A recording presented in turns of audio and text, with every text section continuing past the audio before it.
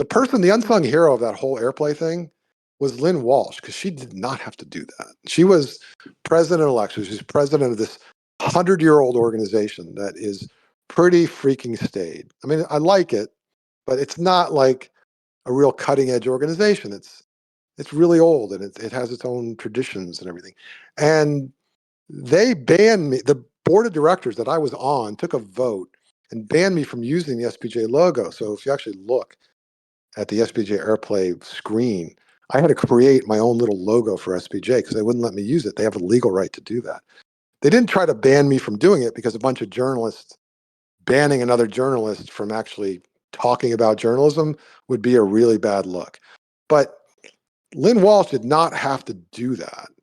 And for her to actually, and she did her homework. So by the time she was on stage, she had read the stories.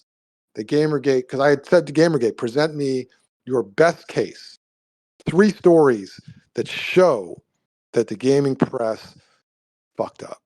And Lynn Walsh and Ren LaForme read everything and agreed in a couple of those cases. The third case was too hard to explain, and it was too he said, she said. But in 2 cases, that yes, you were right.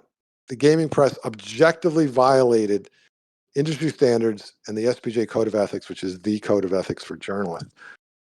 And you're right about those 2. And of course, where there's 2, it'd be really weird if those were the only 2.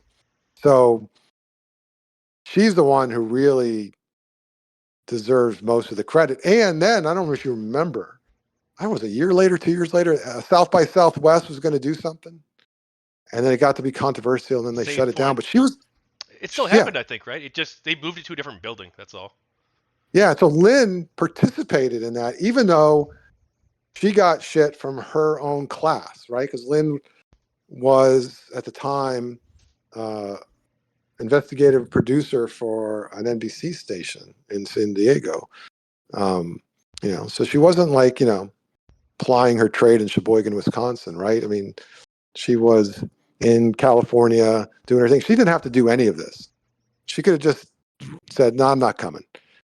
And she did. And Ren LaForme, same thing. Point Institute is a very respectable place and doesn't want that kind of controversy. And he still said, no, I'm going to go to this, because he is a gamer and he understood there were legitimate issues here, was equally down on the harassment, and wanted to be clear that his involvement was in no way condoning any of that. But those are the 2 that really had something to lose.